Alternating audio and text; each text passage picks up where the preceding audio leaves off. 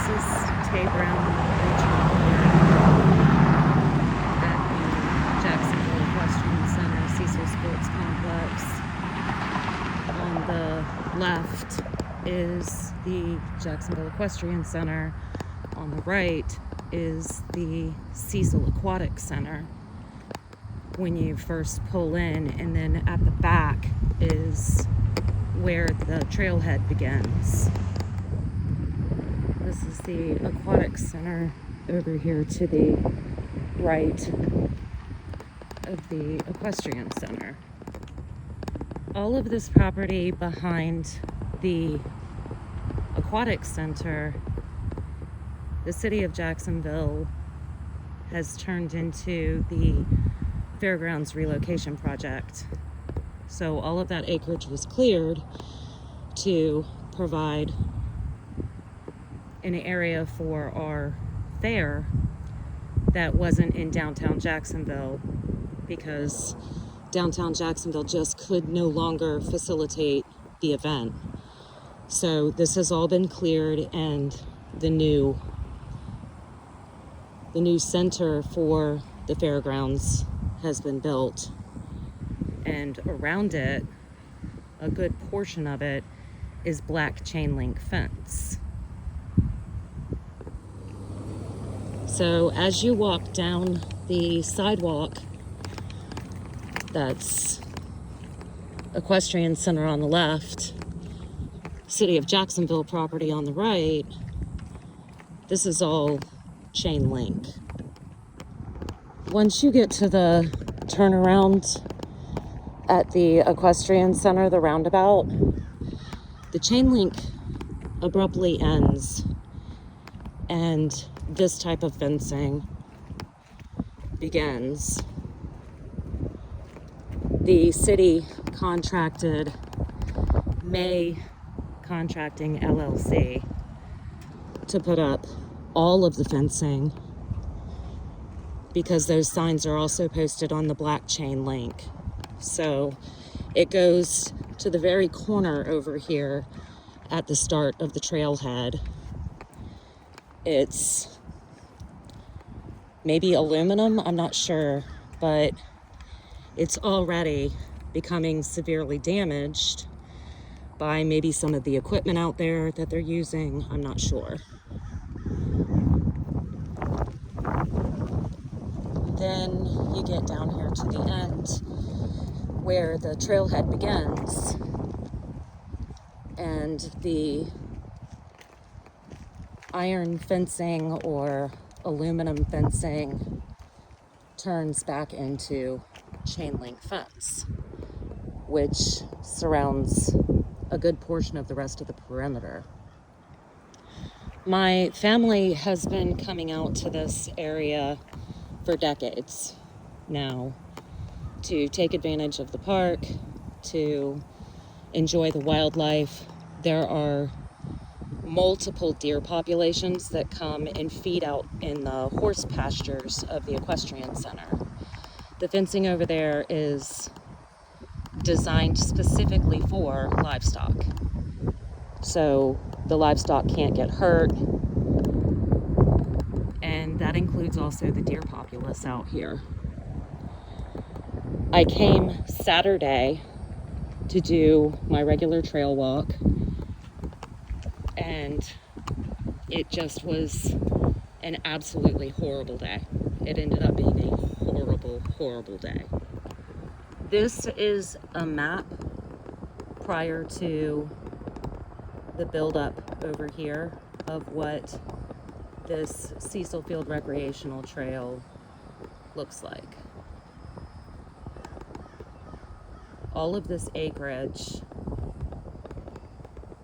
is home to such a diverse number of wildlife. It's amazing. You've seen, if you've watched my videos, you've seen all of the wildlife I've posted. There's so much wildlife out here. It's amazing. It's beautiful. So Saturday I came to do my walk and pick up more garbage. After losing a family member that really loved this area, I took it upon myself to start cleaning up the whole 2.5 mile track. It dead ends at the very end. They have plans on expanding it, but for now it's 2.5 miles in, 2.5 out. So this is probably one of the most neglected trails in Jacksonville. I've pulled 20 plus bags of garbage off this trail. Nothing really has been done with it. I rode my bike from the parking lot over there around, and as soon as I got to the end of this fence, I saw a fawn, a doeling that had attempted to get through these bars, and her shoulders and her head could fit through, but her hips couldn't, so she was stuck. And based on my experience with wildlife rehabilitation, in the veterinary field as a surgical tech, she struggled for hours. She struggled for hours before finally succumbing and dying because of this fence. The chain link, had it been installed, would have prevented that from happening. So deer are going to be hunted, deer are going to be hit by cars out on Normandy, and that's unfortunate. But what can be said about that is those deaths are instant.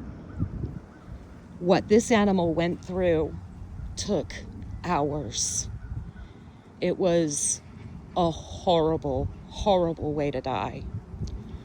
All because someone chose this cheap garbage fencing, as noted by how damaged it already is over there, rather than what would have been safe for the animals out here, which is this chain link. It is a horrible situation. It's tragic what happened to her and how long she struggled and how long it took for her to succumb to her injuries. At this point, the city of Jacksonville has been contacted, the head of the new Fairgrounds, and she was fine up until this situation was brought up, and then she got very angry and very defensive and quite frankly rude. Despite being contacted with calmness and politeness and just seeking information, she insisted that this property belongs to the Jacksonville Equestrian Center. That's just simply not the case. This fence was contracted by the city of Jacksonville, as was the chain link fencing that surrounds the new Fairgrounds and was the safe option. So I don't know really what to do. I have contacted city council, I've contacted the mayor's office, I've contacted a couple of departments within the city of Jacksonville, the Recreation, Parks and Recreation. Obviously, the day that this occurred, Florida Fish and Game were contacted, and they said it was an animal control issue. It absolutely is not.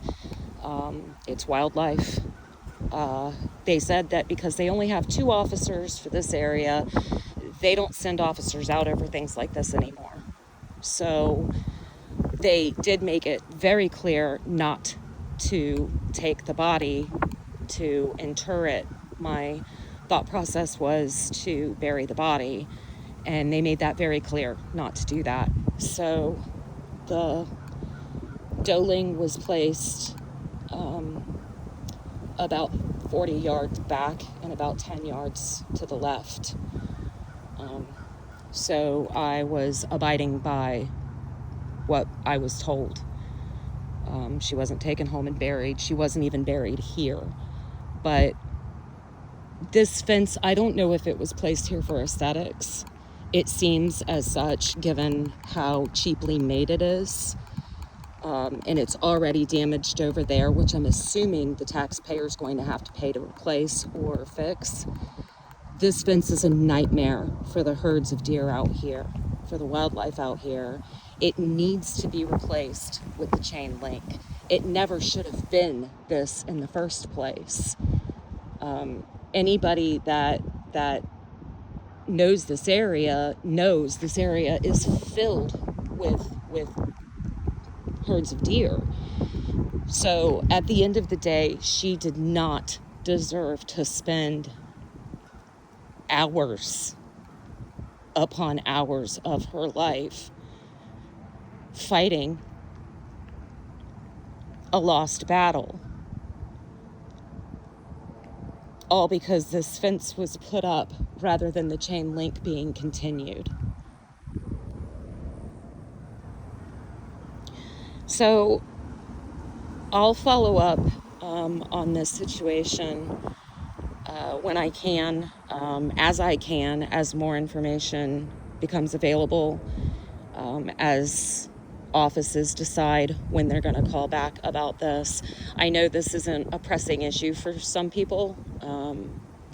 The wildlife just simply doesn't matter. There's some big issues in Jacksonville, and this may seem like a small one, but nothing deserves an agonal death. Nothing. And that's exactly what that doeling experienced.